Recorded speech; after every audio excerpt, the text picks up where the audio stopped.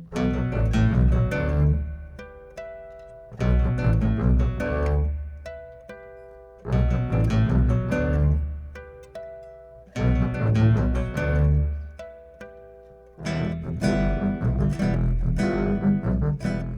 dos artículos recientes de nuestra gran amiga y admirada colega Jane Key, salió una nueva idea que le llaman el MES. MES quiere decir Multivariate Environmental Similarity Surfaces, o sea, superficies multivariadas de similaridad ambiental. Como que capaz que nosotros le vamos a empezar a llamar las sumusimas, o le vamos a seguir diciendo MES, no sé. Les voy a explicar lo que son estas cosas, porque es una muy buena idea. Y es muy desafortunado que los artículos en que los han publicado, que además son muy recientes, son de 2011, tienen refundida esta idea en los archivos suplementarios del artículo y cuesta un verdadero trabajo escarbarlo para ver qué significa y cómo lo hicieron. Pero la idea es realmente bastante útil, entonces es lo que voy yo a platicar con ustedes un momento. ¿Cuál es el problema? Bueno, el problema es que cuando uno hace modelos, siempre los quiere uno transferir. O sea, los haces para una zona y te gustaría ver qué va a pasar en otra zona. O los haces para un tiempo y te gustaría saber qué va a pasar cuando cambie el clima o en el pasado, ¿no? Entonces los anda uno queriendo transferir de la región donde fue calibrado el modelo a otros tiempos o a otras regiones. De hecho, en buena medida, lo que hace a estos modelos, a estas técnicas de modelar nichos interesante es esa posibilidad de hacer las transferencias, ¿no? Porque es lo que se utiliza para ver si va a haber especies invasoras, en qué partes es donde más probablemente van a invadir, dónde hay las zonas de más riesgo a cambio climático, todas esas cuestiones. Entonces esta idea de transferir es muy interesante y muy deseable. Pero evidentemente, y ayer hablamos de eso, se está uno saliendo o se puede uno salir de la zona de comodidad, porque capaz que no solo está uno transfiriendo, capaz que está uno también extrapolando. Y eso es una idea muy diferente. De hecho, otra de las múltiples broncas que hemos tenido con cierto grupo de investigadores es que publicaron un paper en donde confundían totalmente la idea de transferir con la idea de extrapolar.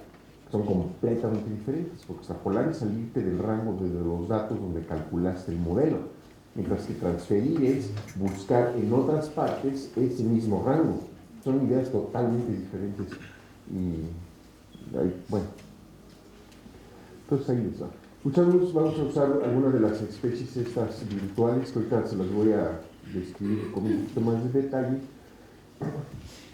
que son para Norteamérica en un sentido amplio, empezando como en Panamá, y esto es un eje de temperaturas, de temperatura promedio anual, y este es un eje de precipitación, y son los datos que saca uno de World Climate, ¿no? Creo que, ¿te acuerdas a qué escala los hicimos? Aún están a 4 kilómetros. Sí, como 2.5 minutos de arco, entonces es del rumbo varía, pero 4 kilómetros, dijéramos, ¿no? Entonces, cada punto corresponde a un píxel en la geografía y ahí está la combinación climática de esos puntos, ¿no? Entonces, esto es el espacio de referencia y en ese espacio de referencia hicimos las especies virtuales.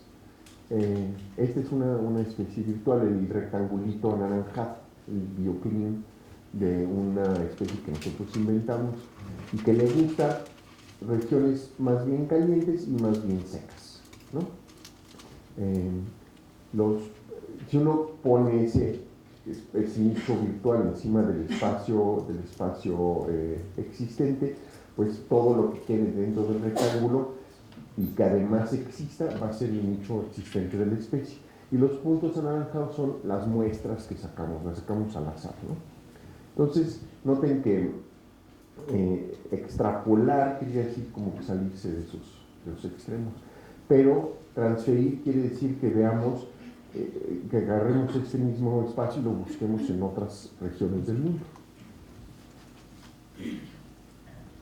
Esos son los histogramas que apanicaron tanto al personal ayer en la que quiere que Raúl hay una línea ahí en la convocatoria que dice que se tiene que documentar la calidad de los datos. Bueno, es esto lo que quiere que le hagan los histogramas, ¿no? Que es muy sencillo de hacer. Ese es el histograma para los 50 puntos esos anaranjados que están en el mapa anterior, para la precipitación y para la temperatura. Entonces, transferir quiere decir buscar en otras regiones del mundo o buscar en otros tiempos cosas que queden en estos rangos.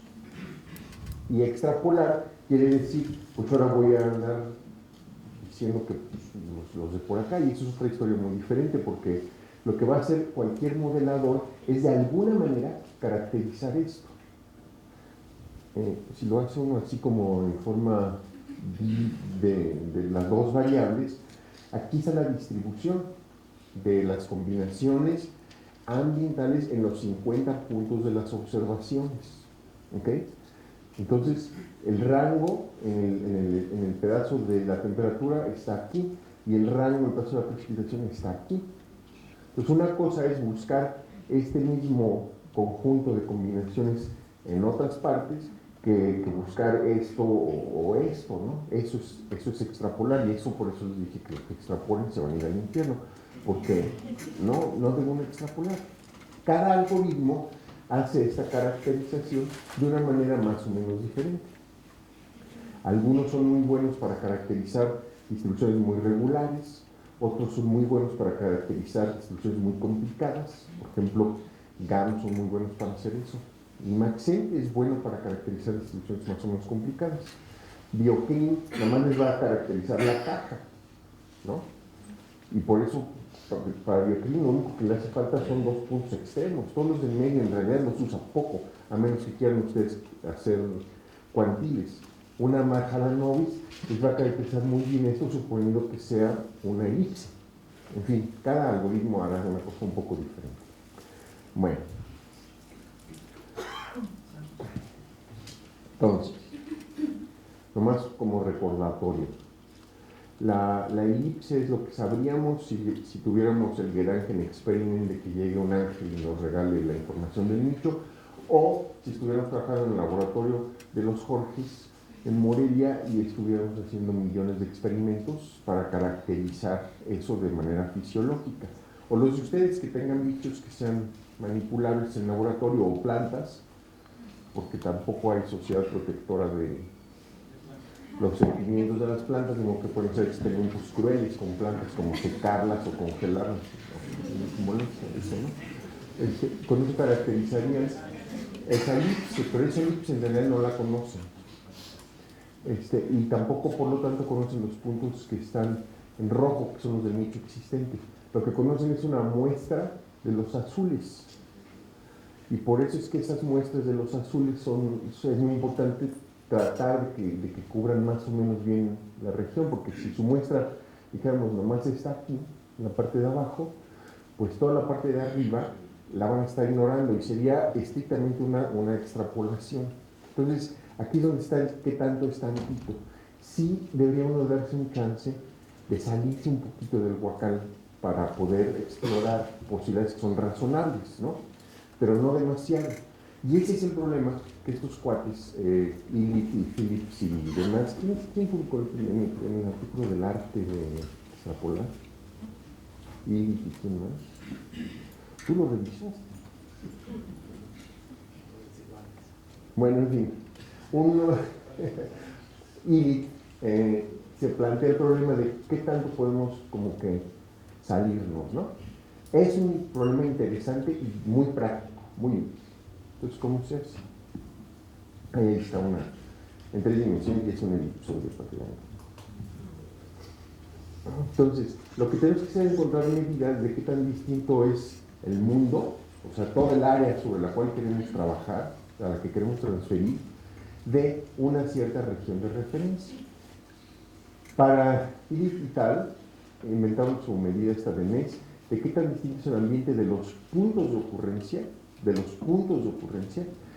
los ambientes de todos los demás puntos.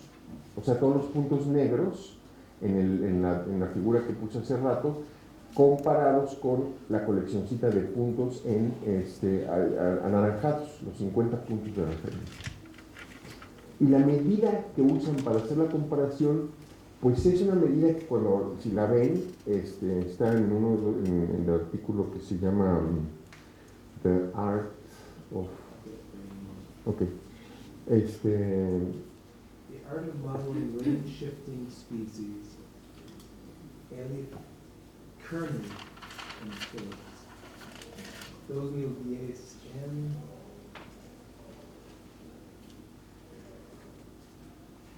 Bueno, es una medida que la ve uno y dice, bueno, pero ¿por qué hicieron esto? Porque es completamente arbitraria.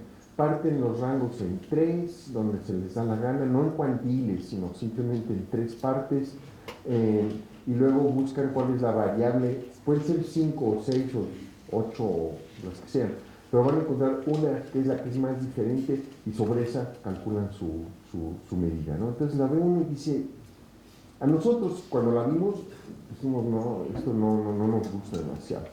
Entonces nosotros inventamos otra medida, que está en el artículo en el que creo que todavía no se publica, el que vamos a enviar. La modificamos para... y además había otro problema que es conceptual, que estás tomando la diferencia sobre los puntos de ocurrencia. Pues los puntos de ocurrencia son los puntos que ya fueron afectados por toda una serie de factores de tipo no ambiental, sino posiblemente la presencia de competidores o la presencia de depredadores o los obstáculos a moverse o todas las cosas que afectan el hecho realizado, ¿no? Entonces nosotros decidimos hacer otro que lo que calcule es la diferencia entre los ambientes del área de calibración con todos los demás puntos, no de los puntos de ocurrencia, sino del área de calibración. En ningún momento estamos sugiriendo que este sea mejor que este. A nosotros parecía que para nuestro problema esto tiene más sentido. Pero las dos medidas están, esta va a estar publicada, esta ya está publicada, y además yo pienso que si alguno de ustedes quiere inventar otra, porque lo encuentran que es más sensato o más lógico, que se adapta mejor a su problema, pues que lo hagan, ¿no?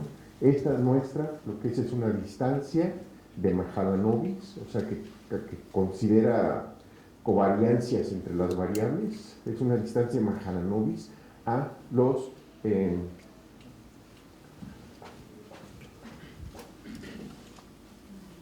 ya me di cuenta que desde allá atrás se ve que te mal el pizarrón, entonces por favor, porque como fui allá atrás,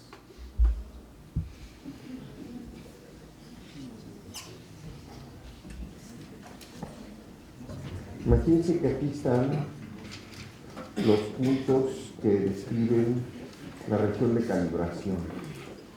Y ustedes están haciendo una prueba con este punto. Piensa qué tan distinto es este de este. Una sencilla es tomar esta distancia, ¿no? Otra que es la que discutimos acá es decir, ok, voy a clasificar todos los puntos que están acá, la distancia de todos, no nomás de uno, sino de todos, y voy a ver cuáles son los 10% más cercanos, que son los que van a estar en este rumbo de por aquí. Y esa es mi área de calibración, esa es mi medida de distancia. O el 20%, y entonces voy a incluir más, o el 100%, y entonces voy a incluir todos. Eso es un parámetro que ustedes gobiernan, ¿no? Eso es lo que es nuestra medida. Pero lo que significa es qué tan distinto es cualquier punto de todos los que hay en el mundo con la zona que ustedes usan para calibrar. Y eso les va a dar una idea de qué tanto están extrapolando o de qué tanto están saliendo del huacal, por así decirlo. Y eso es como en el rango de valor, no sé, como algún índice que si está más cercano a tal y eso te da ahorita se los voy a pintar, eso les da un número que lo pueden ustedes dibujar de color diferente. Y además, pues es facilísimo decir, y a partir de aquí ya te saliste del área de calibración. O sea, ya te saliste del histograma donde están contenidos los valores de las observaciones. No solo es distinto, sino está fuera del rango, ¿no? Pues miren, esa es la especie virtual 1 que inventamos. Ese es el valor de la proyección del nicho fundamental. Y dependiendo de dónde ponga uno la M, pues este es el área de distribución. Y si es una M más grandota, pues este es el área de distribución completa. Eso depende enteramente de la M, ¿no? Esta es la especie 1 que llamamos el desierto. Esta es la especie 2, ¿cómo le llamamos a esta? Sureste. Y esta es la especie 3, que pues se llama el noroeste, ¿no? Aquí está. Y Lo hicimos mejor cuando de nombrar los escenarios de BAM. Sí. Era más creativo, ¿no? Sí. Ok. Entonces, miren. Aquí están dos escenarios diferentes de BAM. Uno que es el que llamamos Classic BAM, en donde el área de N es más chica que la proyección completa, ¿no? Envolvió un pedacito nada más. Y aquí el área de N incluye completamente toda la zona favorable para la especie, ¿ok? Entonces, el color lo que indica es qué tan distinto es este píxel de todos del 10% de los más parecidos que está aquí adentro, ¿ok? Entonces verán que aquí estos son muy diferentes, mientras que aquí hay un montón que son requete parecidos. En este caso, que le expandimos el área, entonces lo que ocurre es que hay una zona más amplia que se parece mucho, ¿no? Ese es un mapa de mes, y eso les da una idea de qué tanto se están ustedes saliendo de su modelo a la hora de extrapolar o de transferir, a la hora de transferir. Y eso es lo que nosotros estamos empezando a pensar, que pues en el siguiente curso que les demos, vamos a hacer como Raúl y les vamos a decir, y tienen que hacer un mapa de mes de cada especie, ¿no? Sí, ella. Pero eso sería nada más para estimar qué tanto es poder de transferencia, pues Sí. no me está dando un valor de qué tan bien hecho están en el No. Te está diciendo qué tan parecido es otra región del mundo. Y ahí les va. Ahora les voy a poner esto mismo, pero voy a poner en negro, donde se sale del rango de la cajita. O sea, donde se sale de los histogramas que Raúl pidió ayer. Ahí está. Negro es extrapolación. Exactamente. ¡Wow! O sea, si yo hago este modelo, no lo puedo extrapolar, o sea, no lo puedo transferir, porque todo es extrapolar, todo está fuera del rango. Y eso no se da uno cuenta si no es el mapita este del mes. Entonces, sí es muy útil. Sí. Pero ¿cómo defines el punto de donde proviene todo? Ah, bueno. Aquí él dice, ok, nada más voy a usar los puntos de las observaciones, ¿no? Las ocurrencias. Y nosotros decimos nuestra hipótesis de N. Este que está aquí es con nuestra hipótesis de N. Pero pueden hacer idéntico el mapa usando incluso la fórmula de L, ¿no? Y entonces lo que les da es, no sé si esa es la respuesta a la... No, la pregunta era, o sea, digamos, en el anterior ya un puntito por ahí de Panamá, Sí. y aquí tienes otros puntos diferentes. Con base en eso, dices que tanto puedes extrapolar hacia otra parte. Pero no estoy entendiendo, ¿no? Yo tomo todos los que están aquí adentro, ¿no? O adentro de eso. Eso está definido por una M que nosotros hipotetizamos. Que ustedes pueden hipotetizar, aunque les va a costar un poco de trabajo, porque eso es pensar mucho sobre la biología y la historia de la especie, ¿no? Pero ok, ya hicieron su hipótesis. Entonces, lo que significa el color es que tan diferente es el ambiente aquí a el promedio del 10% que se parecen más aquí en esta área. O creo que somos 10%, no recuerdo bien. Pero podría haber sido el 20%, o podría haber sido el 100%, entonces vamos a sacar el promedio de todos los puntos que hay aquí. El ambiente promedio aquí adentro, qué tan distinto es de los demás, ¿no? Y bueno, estas son las zonas áridas del centro de México. Lógicamente estas zonas son muy diferentes, ¿no? Están pintadas de un color azul que indica una diferencia muy fuerte. Eso sí es ya respuesta. Ok. Pero eso nada más dice qué tan distintos son. Pero no dice si están en la zona de extrapolación. Este es el que les dice si están en la zona de extrapolación. Y lo único que es decirle al programa en R que lo que se sale del rango lo pinte de negro y ya nada más. Todos los negros están fuera del rango y usan ustedes para calibrar. O sea, ahí va de nuevo.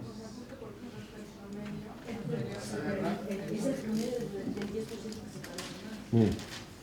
Los que están en negro están fuera de esto o de esto, de cualquiera de los dos. Quiere decir que andamos ahí sin darnos cuenta, transfiriendo nuestro modelo aquí o acá, ¿no? O sea, regiones donde las combinaciones no fueron utilizadas por el algoritmo para hacer el cálculo. Y entonces tenemos los problemas de clamping o los problemas de usar puntos fuera de la caja de BioClean o puntos fuera de las cosas que hace GAR internamente o lo que ustedes quieran. O en el GAM, ese sería terriblemente sensible a estas cosas, porque acuérdense que el GAM es completamente empírico, va siguiendo con gran fineza la forma de los puntos que tiene, pero una vez que está afuera, pues, ¿quién sabe lo que haga un GAM, no? Nadie sabe lo que haga un GAM. Entonces, sí, había una... Sí, en su mapa de la distribución hipotética de la primera especie, sí, aparecen dos zonas entre México y Estados Unidos allá. Pero me parece que en el mapa que está pintado de negro, la segunda zona casi desaparece. porque es el primer experimento. Entonces ahí casi desaparece. Se supondría que en el primer mapa se está presentando la similitud entre la primera área y la segunda. Entonces quiere decir que esta segunda área de acá no se parece mucho al 10% más cercano a esta de acá, porque se parezca a otros pedazos. O sea, este es uno con un parámetro. Si le amplío en lugar de 10%, 25, 30, no me extrañaría demasiado que esto sea. Entonces significaría que se puede decir que este es algo así como el cálculo de la A también, ¿no? Porque son similitudes con respecto al área que yo estoy tomando como base. No, porque la A no la conozco. Lo que yo sé es que tengo una hipótesis sobre la M. Es una hipótesis sobre la M. Entonces, esto está comparado con los ambientes dentro de la M. En este caso desaparece porque la M es muchísimo más grande. La línea negra es la M. O sea, aquí estamos hipotizando una M chica y aquí una M grande. Entonces, pues nuestra capacidad de transferir es mucho mayor. Aquí, porque la M es más grande, entonces estamos incluyendo más ambientes, ¿no?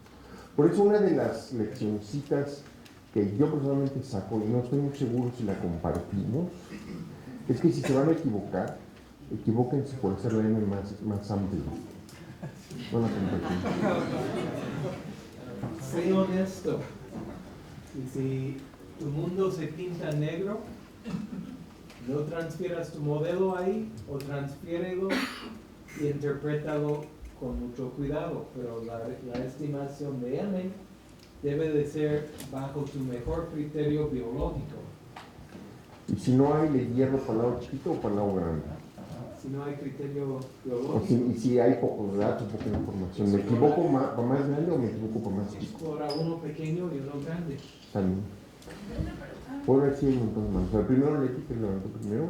No, esa. Cuando dices el 10% de los puntos más cercanos, ¿Sí? ¿te refieres al...? Silencio, por favor. Ahí va. Sí, pregunta que cuando digo el 10% de los puntos más cercanos, ¿qué quiero decir? Pues ahí les va lo que quiero decir. Yo tengo aquí un espacio de dos variables, espacio ambiental, tengo lo que corresponde a la n, ¿ok? Y estoy comparando este punto. Tengo que hacer la comparación para todos los puntos. O sea que el programa se puede hacer rapidito o lento, porque si aquí hay, no sé, 500 puntos y afuera hay 100,000, pues tengo que hacer un montón de posibles comparaciones. Entonces, ¿qué es lo que estoy diciendo? Yo voy a comparar con todos los que están aquí adentro. ¿Ok? Entonces voy a tener la distancia 1, la distancia 2, la distancia 3. Todas las distancias entre y todos los que están aquí adentro. Y me voy a quedar con el 10% más cercano. Sí, lo pongo, aquí la distancia es 1000 y aquí es 980 y aquí es 900 y aquí los últimos 10 dijeron que son 7.2, 6, 5 y 4. Bueno, si esto es el 10%, voy a agarrar los puntos más cercanos a este. Y esa es mi distancia. Y ese punto, ya fuera como lo seleccionan. Son todos. Son todos. ¿Sí? Si tengo 50,000 puntos, tengo que ir de uno en uno haciendo eso. Bueno, para eso son las computadoras. Es decir, el punto de afuera es un punto para cada píxel en el mapa de Norteamérica que viene ahí. Por eso están las computadoras. Cada una de estas bolitas es uno de los 50,000 puntos que usamos. Sí. ¿Qué pasaría si yo tengo pocos datos de una especie, pero infiero que su M es mucho más grande que lo que tengo representado? Al seleccionar, por ejemplo, 10, 5%. Sí. La idea de la M es como que el área que la especie ha podido muestrear históricamente, ¿no?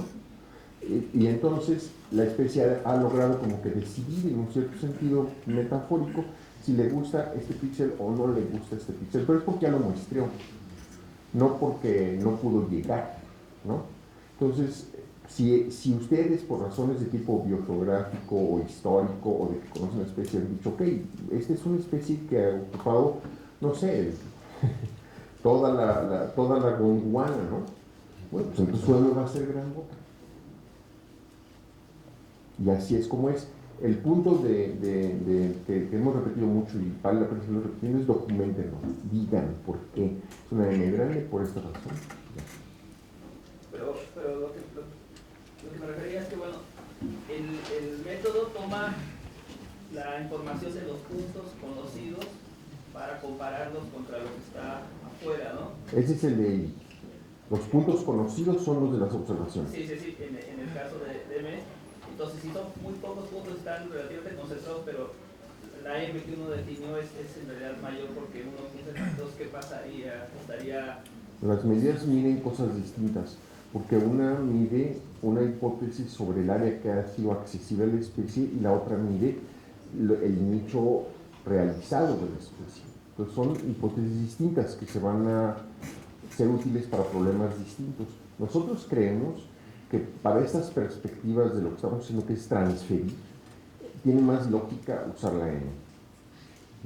Pero estamos hablando de cosas que tienen, hay 2 papers de MES, 2 en el mundo, y uno que nosotros acabamos de enviar, y apenas estamos jugando con estas cosas. Entonces lo único que les queremos así con subrayar es, hagan un mapita de MES como que para que sepan si los que van a transferir, si nadie va a transferir, si el que no vaya a transferir, olvídese de MES. Pero Pónganlo en un PDF. a ver, si tenemos unos manos. A ver, Gaby. Para transferir en el tiempo, habría que ocupar las variables de los tiempos diferentes. Sí. Y entonces, de esa forma, saber dónde corresponden todos los intervalos de, Sí. ¿no? Para las variables. Y si todo sale negro, entonces ya ni haces la transferencia a los tiempos. Si todo sale negro, puedes tal vez hacer una transferencia. Yo lo recomendaría es utilizar un algoritmo de los que no hacen clamping o le quiten el clamping, no un GAN ciertamente, porque esos siguen con demasiado detalle el nicho realizado. Tal vez usar un algoritmo envolvente que simplemente les da una hipótesis sobre cuáles son los puntos que están dentro. Por eso es lo del no silver bullet, ¿no? Es ingenuo pensar que ustedes van a usar el mismo método para toda la diferente clase de problemas. Aquí hay gente que va a trabajar con especies microendémicas, con especies casi cosmopolitas, tratando de extrapolar al futuro, tratando de extrapolar al pasado, o sea, no, es palabra, es igual que si me preguntara un alumno, ¿qué método es mejor, la G cuadrada o el análisis de variancia? Pues depende de para qué, ¿no? Eso es lo mismo, depende de para qué. Entonces, si tú vas a hacer transferencias en el tiempo, bueno, entonces piensa bien qué método es el que vas a utilizar, o el método que vas a usar, que no lo vayas a forzar a agarrar los datos. Y luego hacer el MES en el tiempo es muy fácil. Lo que haces es cambiar los puntos de background, no son a otra parte del mundo, sino a otro tiempo y nada más, ¿no? Sí, y luego allá atrás. Y las están. proyecciones que ya vienen por default en GART, en Maxent para proyectar en área y en tiempo. Pero esas las das tú. El área de a proyectar es un archivo que tú provees. Pero lo que hace es extrapolar o... Ah, eso no lo sabes hasta que no haces tu mes. Lo que no sabe es ese riesgo, ¿ven? Que mientras no haces el mes, no sabes. Le pasas uno para atrás, ¿está? No extrapola. Transfiere. No extrapola porque hace exacto. Pero eso quiere decir que va a predecir ausencia en una zona que está pintada negra ahí. Y Maxent depende de cuál cajita tienes picada. Sí. Entonces, GART les va a predecir ausencia en una zona donde en realidad no sabemos bien. Y donde básicamente lo que ustedes deben decir, saben que aquí yo como científico responsable no voy a hacer la extrapolación porque no voy a hacer la transferencia, porque estoy extrapolando. Y ya, ¿no? Entonces, perdón, me perdí un poquito la pregunta era, no me estaban diciendo, no sé si contesté lo que me preguntaban. Bueno, primero, porque ahora le toca a Octavio, que levantó hace rato la mano, ¿sí? Dado que en alguna ocasión, hace 2 días, 3 días, nos platicabas que si Geo era igual a E, pero E de environment, pues, era más difícil predecir, ¿no? Entonces, en ese sentido, yo creo que este mes va a depender de la cantidad de variables que estés usando. O sea, yo creo que entre menos variables uses, va a haber... Está calculando una distancia multivariada. Si le quitas variables, probablemente se parezca más, ciertamente, ¿no? Si pones muchísimas variables, no lo hemos hecho, pero eso es lo que va a salir. Si pones muchísimas variables, va a pintar de color rojo, que quiere decir muy parecido, menos espacio. Eso es lo que va a hacer. Si andan ustedes haciendo transferencias medio heroicas y le quieren meter 19 variables bioclimáticas más topográficas, más de suelo, etcétera, pues todo les va a salir en negro, ¿no? Todo. ¿Y qué pasa, si tienes la misma línea, qué pasa cuando hay nuevas, por ejemplo, pasamos a otro tiempo al futuro? Sí, que es la pregunta. Si hay nuevas combinaciones de variables. Esa es una pregunta fascinantemente interesante, porque son las que dan origen a lo que se llaman comunidades no análogas, ¿no? Que además sabemos por los datos palinológicos que han ocurrido en el pasado muchísimo, o sea, combinaciones de especies que actualmente no se usan, ¿no?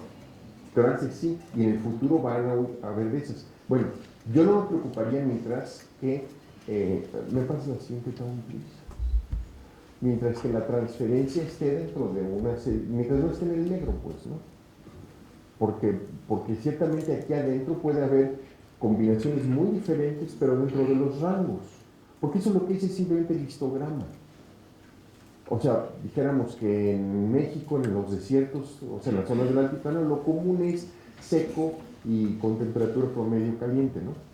Bueno, capaz que ahora va a ser dentro de ese mismo rango, eso va a ser muy infrecuente y lo frecuente va a ser otra cosa. Entonces en los desiertos vamos a estar viendo en la misma zona geográfica combinaciones que están permitidas en el sentido que están dentro del rango, pero que son novedosas.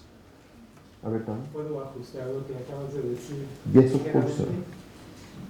Lo que está tapado con negro, o no lo vean o no lo interpreten con mucha confianza. Lo vean lo de arriba, del lado derecho.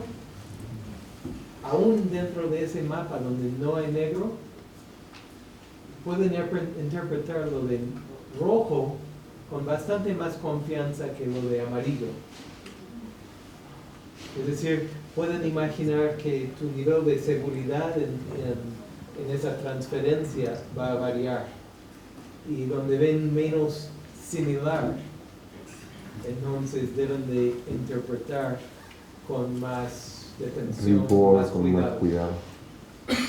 Espérame, déjame que dé otra mano y ahorita. Es interesante que en el área de ginecología aplicada a reforestación hay un concepto muy parecido que se llama índice de transferencia, en donde donde tu número de puntos es las procedencias u orígenes geográficos de semillas para recolectar. Tu cruz sería el sitio de plantación o el sitio de un ensayo de procedencias. Entonces tengo un valor climático del sitio de plantación menos el valor climático de la fuente de origen de la semilla, y puede ser un valor positivo o negativo. Y entonces, por ejemplo, se usa para decidir dónde puedes plantar. Claro, claro. La Universidad de Servicio Forestal de Oregón tienen una página donde automatizaron esto. Entonces dices, yo escojo una fuente de semilla en Oregón, en el sur de Oregón. ¿Dónde puedo plantar? Le das clic y te hace un mapa muy parecido así. Me interesaría muchísimo que me dieras esa página o las pistas para encontrarla, y si hay artículos, porque era evidente que en el mundo de la biología aplicada esto ya no habrían de haber descubierto, seguro, y en agricultura debe haber lo mismo. ¿Dónde puedo introducir una nueva variedad de papa o lo que sea? Han de haber pensado estas cosas desde hace décadas y décadas, ¿no? A ver, Leti. Es que me parece que el 10% es una medida súper arbitraria. Pues claro, por eso le pusimos por eso tú la puedes jugar. En el daily es tan arbitrario que no le puede ser absolutamente nada menos que le metas mano al programa. Aquí, si te parece que 10% no, le puedes poner 12 o 15 o 20 o 50 o 75 o 100. Pues sí, pero entonces ya se vuelve... El mundo está lleno de decisiones arbitrarias. La única diferencia es que nosotros decimos lo arbitrario. Sí. Tú tomas tu decisión, la que tenga sentido para tus datos, la que puedes hacer un bootstrap,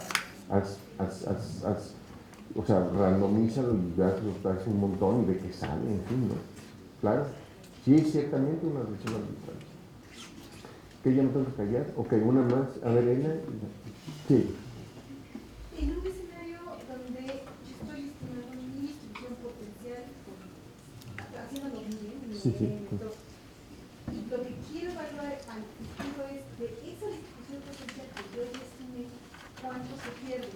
Sí. Ahí no tenemos problemas de extrapolación. No, sí, porque si resulta que tu cuánto se pierde está en esta región negra, no estás demasiado seguro porque se salió. Dentro de la M. Sí. Pues entonces casi por definición todo es comparable. Sí, parece que sí, ¿verdad? Sí, ¿no? Si en el futuro desaparecen regiones de acá, dentro de la M, pues eso todo es comparable. Sí, eso todo va a ser comparable. Sí. Bueno, ya me callo con esta que no me quite. ¿Había alguna otra pregunta? Había una mano todavía. Sí, a ver. Pero era un poco lo que comentaban ahí adelante. Cuando yo estaba preguntando si la transferencia solo debe de realizarse, ¿no? en el mismo tiempo. Porque ya cuando se utilizan capas a futuro, pues esta zona de M o las condiciones que están dentro de M, pues se supone que están desplazadas, ¿no? ¿Quién sabe? Eso no tienes que ver con los datos. Y la pregunta no es tanto si está desplazado o no, sino cuánto. Y puede ser que sí, claramente puede ser que esté desplazada, y puede ser que sea perfectamente transferible todavía, ¿no? O sea, no le estamos dando una razón para que vayan y le hagan aquí y aquí afuera, sino simplemente que exploren los datos, ¿no? Que hagan su mapa del mes. Y muy probablemente les va a salir que es perfectamente explorable, ¿no? No se salieron de los rangos ni nada.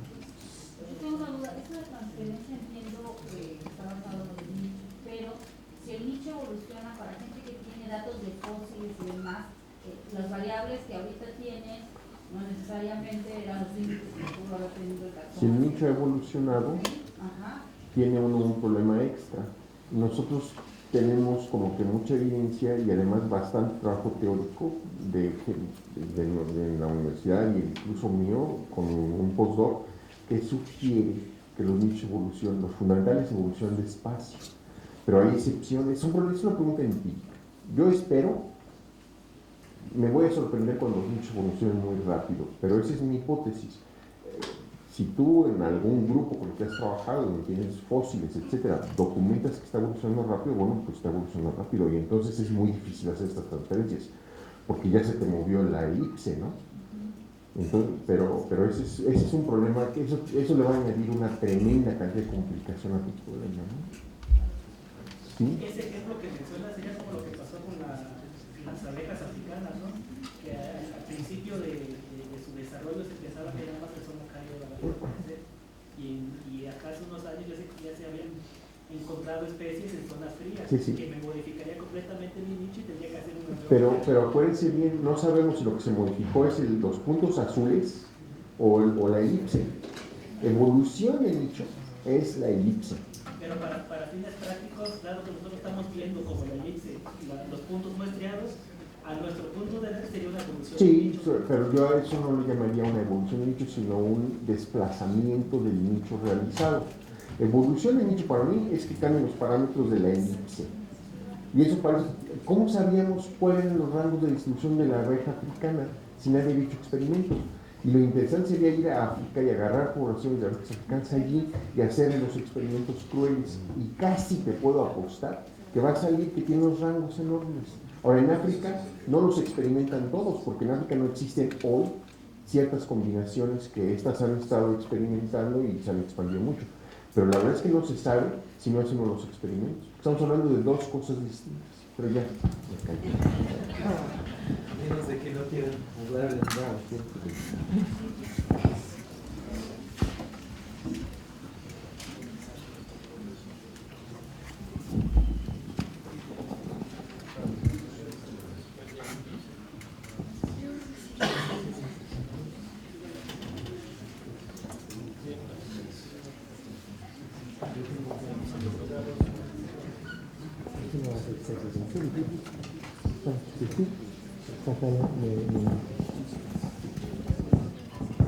Ok, dos puntos más que son importantes. Creo que fáciles, pero tal vez no. Pero son cosas que tenemos que tocar. Si ven en estilo de nivel y como 20 otras publicaciones de varias personas, van a ver toda una literatura de cómo decidir qué es presencia y qué es ausencia. ¿Ok? Y eso es de teoría de nivel. Estos serían tus datos de adecuación, todo el espectro entre pues no y sí. Pero tenemos que decidir dónde en ese espectro queremos poner la línea, el umbral, ¿sí? Y hay toda una literatura de si es cuando sensitivity igual a specificity, cuando error total es minimizado, cuando esto. Y yo les voy a pedir que no pongan mucha atención a eso, porque todo eso viene de alguna manera de pensar que error en forma de B en la matriz de confusión es lo mismo que error en forma de C. ¿Sí? Es decir, pesan, lo pueden ver aquí fácilmente, pesan igual error de comisión que error de omisión. Entonces, quiero ignorar eso y quiero volver a pensar en distribuciones de especies y quiero buscar con ustedes una manera más sensata. Vamos a ver una especie con una distribución geográfica en una dimensión. ¿Ok? Entonces eso es, no sé, longitud en un mundo así. Y eso es lo que te da tu modelo. Hasta voy a cambiar esto de una manera. Ok. Entonces, Maxent o Dart o whatever dice que esto tiene una adecuación muy alta, esto muy bajo. ¿Sí? Ahora, ¿cómo decidimos si presencia es esto nomás? ¿O bajamos nuestro criterio a esto? ¿O si es algo más amplio? Esto es crítico cuando hablamos de sobreajuste. ¿Ok? Porque lo que van a ver en Maxent, y yo les voy a mostrar un ejemplo en un ratito, que usando Maxent, si metes unos puntos, no le hace que esta área es igual de adecuada. Donde hay puntos, Maxent no va a resaltar mucho, va a crear uno de estos. ¿Okay? Entonces es bien crítico que contemplen dónde debe de haber esa división.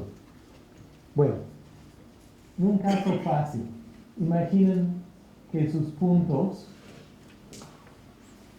caen así. ¿Sí? Es decir, acuérdate, eso es longitud y no existe latitud en nuestro mundo. Y la coordenada de nuestros puntos cae así. Entonces ustedes deben de decir, pues, no tengo evidencia de que esta especie ocurre bajo condiciones menos adecuadas que eso. ¿Sí? Entonces tu predicción sería eso nomás. ¿Sí? ¿Tiene sentido? Es el mismo parámetro que usan Araujo, el least threshold presence. Sí. Se estrenó con Pearson et al. En 2007 en Journal Biogeography. Aunque se había mencionado antes, pero fue cuando realmente se dijo. Ahora, vamos a cambiar nuestro mundo un poco. ¿Sí? ¿Ahora qué? Ya tengo evidencia de que mi especie puede ocurrir hasta ahí. Mi predicción es así. ¿Todo tiene sentido todavía? Ok. Ahora, les voy a poner un estorbo.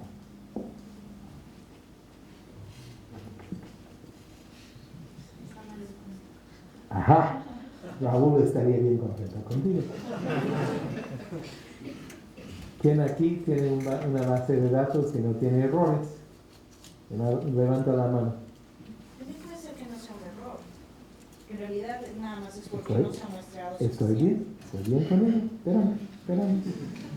Soberón tiene bases de datos sin errores porque son sus ecuacioncitas, ¿verdad?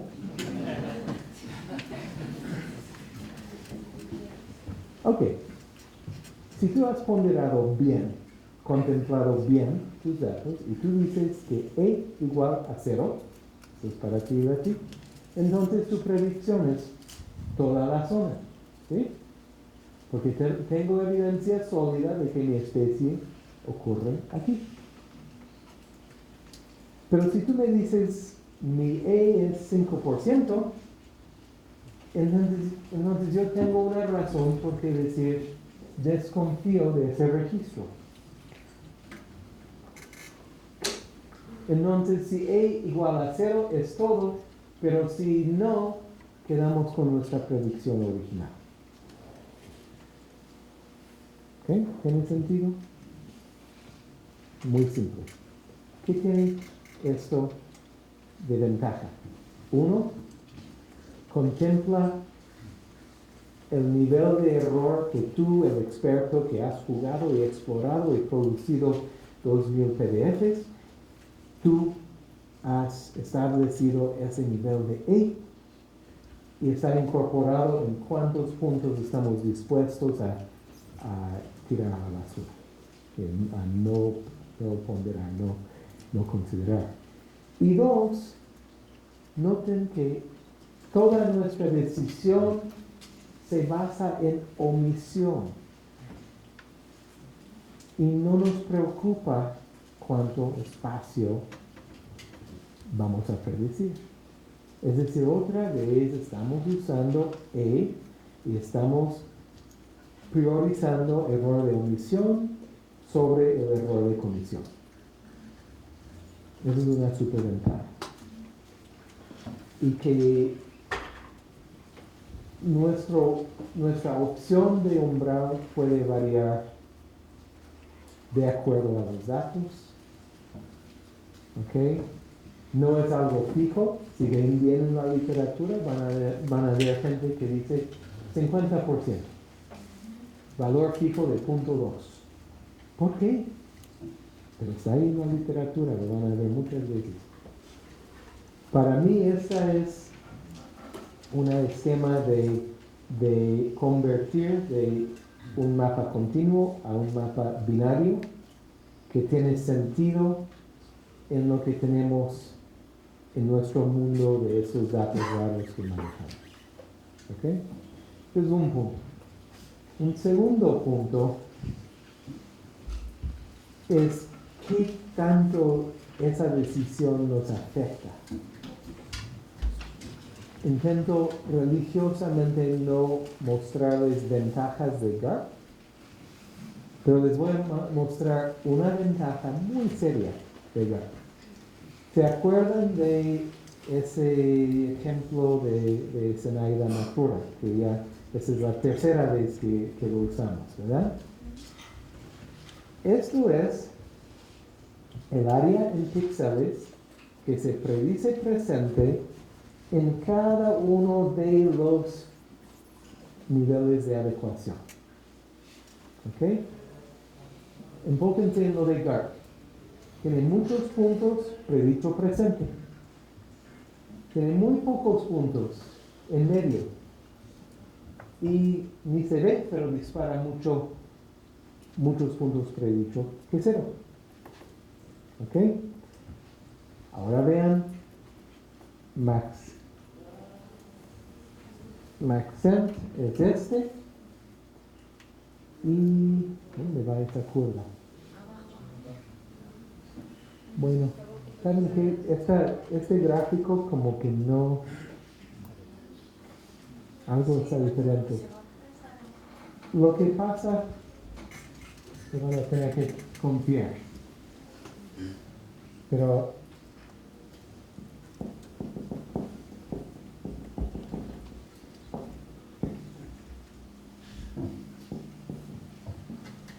lo que vemos, pueden ver lo de GARP, es que GARP hace así.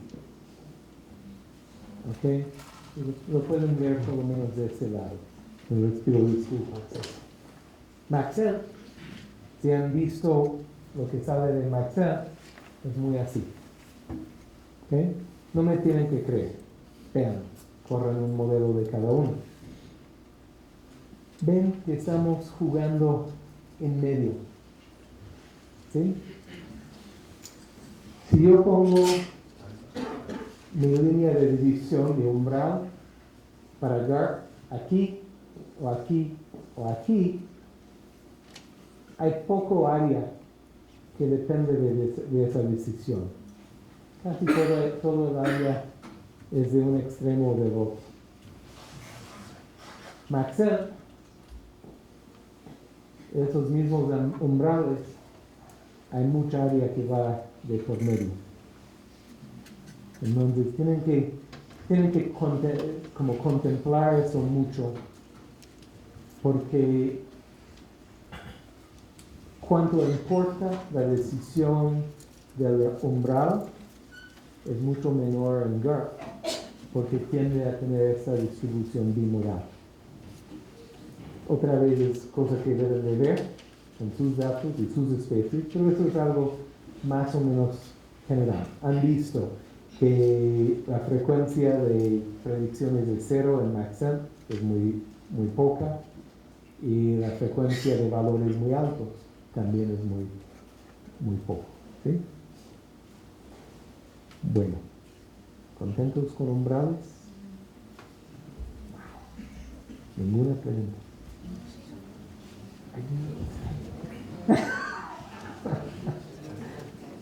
¿Qué pasa, Leti? No, que en realidad sí es todo un problema y cuando estamos hablando sobre todo del error y de hasta dónde corta, porque afecta todo, sobre todo.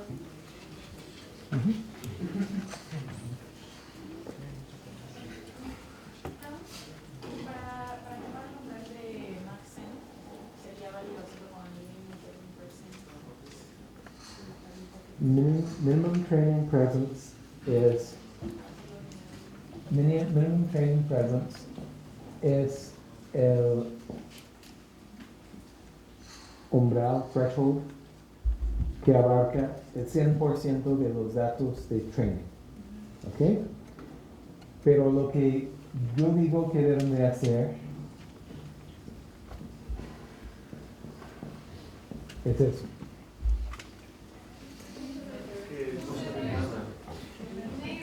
Sorry, perdón. Esto es Minimum Training Presence. Se me pasó decirles que hacemos todo esto con los datos que se usaron para calibrar el modelo, no datos independientes. ¿Ok? Minimum Training Presence es threshold en 100, que abarca 100% de los datos de entrada. Yo les estoy sugiriendo que más bien usen un umbral que abarca 100 menos E. ¿Por qué?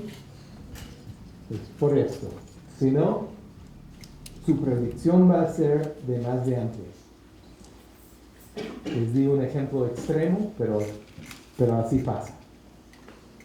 Van a ver que hay algunos puntos que tienen un valor muy bajo. Esos a lo mejor son erróneos. Pero este criterio, este umbral, les va a servir mucho más. Ahora otra vez me están mirando. Maxent me da Minimum Training Presence de salida. Y tú me estás pidiendo una cosa que voy a tener que ir a ArcGIS para hacer. Sí.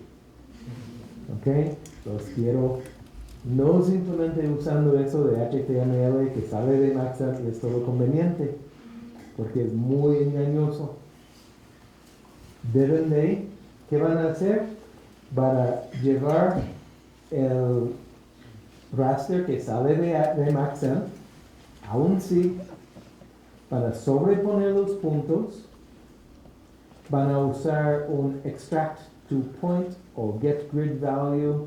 Hay varias maneras de hacerlo, pero básicamente pegan el valor del punto, pegan al punto el valor del grid, los ponen en orden y ven la distribución. Y si tienen 1000 puntos y su E es 10, entonces van a quitar los 100 valores más bajos. El valor que sigue es su umbral, su línea de corte. ¿Sí? Les toma como 5 minutos, pero no se puede hacer dentro de Maxent a menos de que su E salga por accidente en 10%.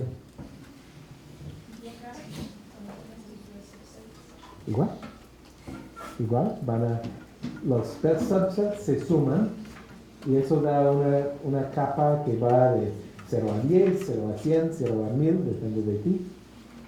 Y tú igual sobrepones los puntos, pegas los valores a los puntos, los pones en orden y ves el E% más bajo, lo quitas y tomas el valor que sigue. ¿Sí? Ok, ya con umbrales.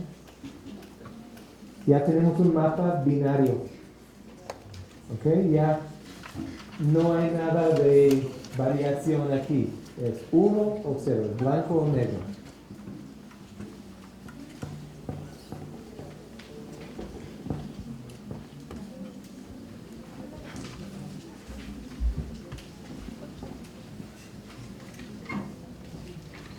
Ok.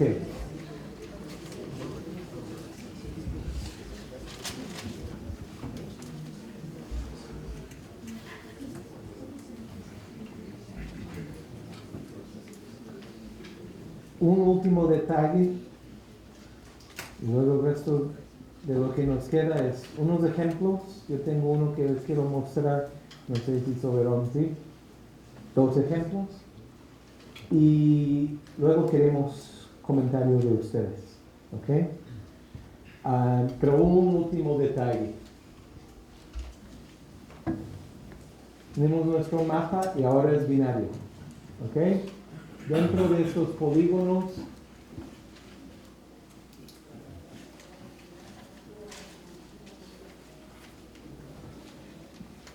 es que sí, y fuera de esos polígonos que no. ¿Sí? Les hemos platicado muchísimo de M, de barreras, de por qué una especie está donde está y por qué una especie no está donde no está. Tienen su mapa. Y se acuerdan que eso es un mapa de distribución potencial. Entonces tenemos razones por qué la especie tal vez no está en toda su distribución potencial.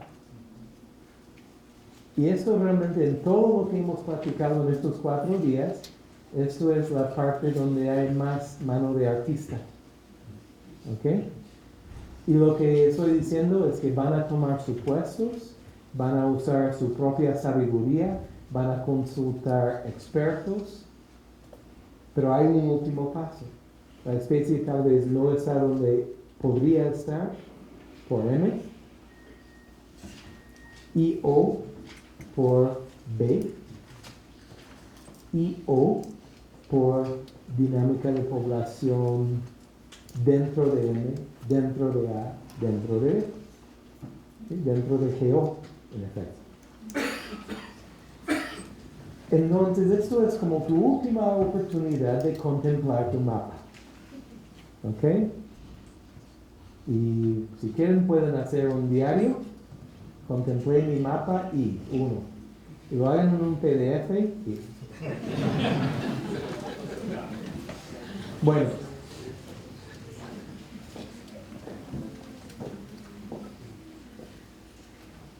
Imaginen que vemos eso. En primer lugar, imaginen que no se transfirió este mapa para nada. ¿Ok? Entonces,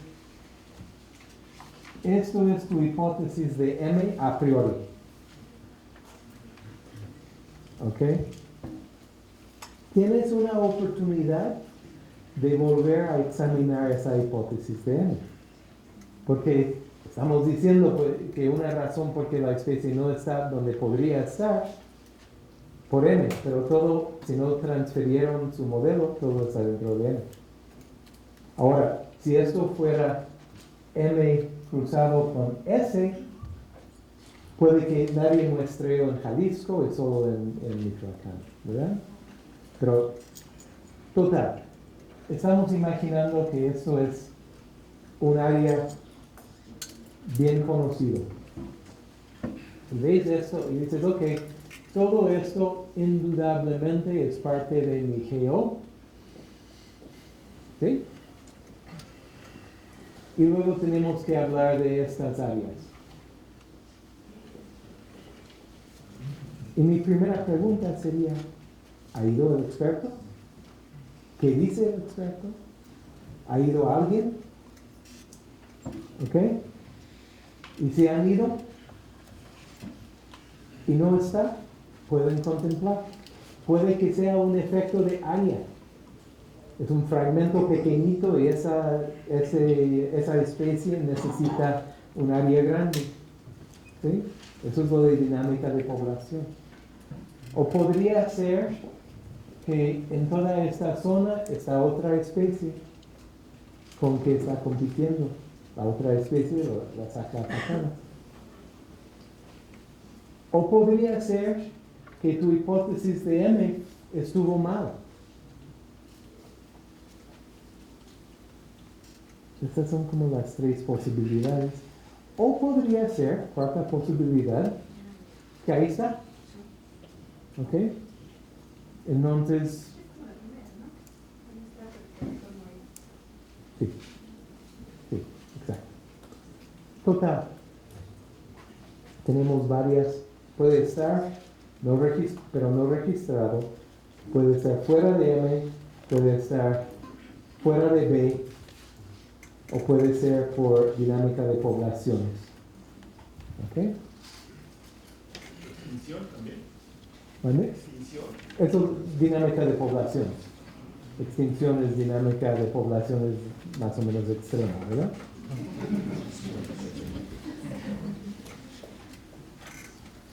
Entonces esto es donde a mí no me gusta hacer esto, me gusta ser muy conservador y me encanta hacerlo entre 3 o 4 personas, expertos, conocedores, gente de campo, gente que conoce el grupo. Porque esto es donde necesitas esa información de ausencia, aquí sí lo necesitas, esa información de esfuerzo de colección o de muestreo, opinión, debate.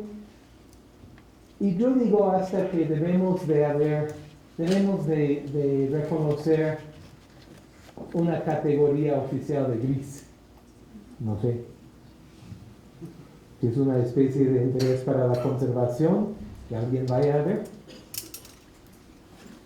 ¿Okay? Nosotros recientemente publicamos una cosa de un árbol de importancia a la gente indígena del noreste de la India. Se conocía de un árbol. Uno. Y identificamos algunas áreas que más o menos se parecían en espacio ambiental y entraron los hindúes hasta allá y sí, ahí estaban. ¿Okay? Pero yo creo que tal vez el mundo en el final de estos mapas debe de ser que sí, que no y que no sé. Pero esto es donde entra el arte. ¿Y qué pueden hacer? Documentar cuidadosamente que para especie D eliminamos esta área por causa de esto. Eliminamos esta área por causa de esto y retuvimos esta área por causa de esto. O marcamos esta área gris por causa de esto. ¿Algo para anexar, soberano? Sí, me gustaría hacer un comentario brevísimo respecto a esto de la documentación. Estos análisis son muy complicados y toman un montón de decisiones arbitrarias, ¿no? Y documentarlos es complicado, es difícil. Recientemente, Raúl puso ayer al final un ejemplo de una cosa que se llama un workflow para hacer análisis sobre la cuestión taxonómica. Pero hay workflows para hacer análisis de modelación de nichos. Son realmente muy difíciles de usar. Tiene uno que ser computronics para poderlos aplicar, y no es algo que nadie de nuestra comunidad haga todavía.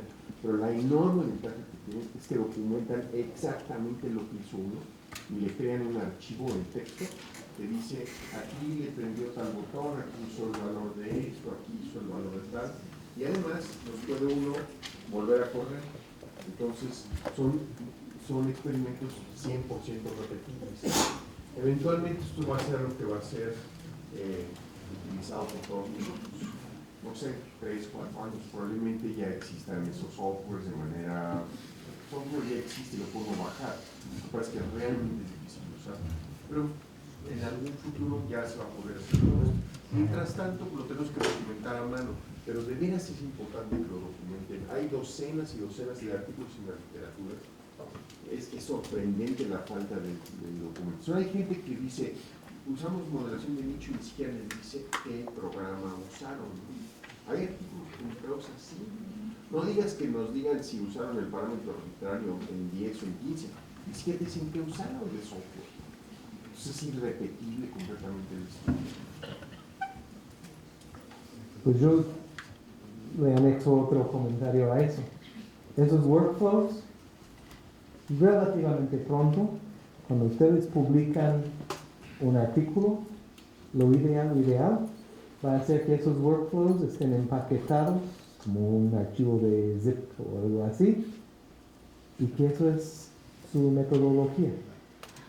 Lo desempaca otro lector y dice, me gusta lo que hizo Mariana y lo quiero probar con mis datos. Entonces desconecta el flujo de datos de ocurrencia de Mariana y conecta el mío. Y desconecto tus datos de ambiente y conecto el mío. Y oprimo el botón y ahí va su análisis. ¿Quién ha intentado replicar el análisis de algo publicado? Es una persona. Sí, es el peor castigo.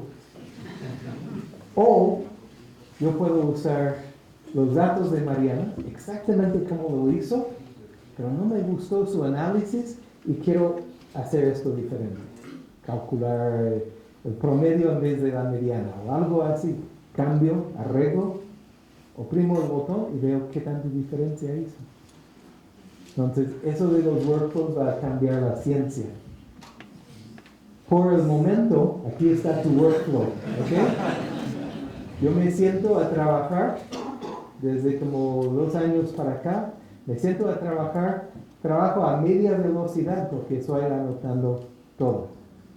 Y ahorita, un estudio que hicimos casi completo hace 4 años, ¿te acuerdas de Patrick? Lo queremos resucitar y terminar. Y no, los 3 que se sentaron a hacer el análisis detallado, yo venía de visitante nomás, no tomaron notas, no sabemos cómo reducimos la densidad de puntos en un área super muestreada. Entonces, la conclusión de anoche es que vamos a tener que volver a hacer. Entonces, 1 mes extra de trabajo porque no usaron un workflow.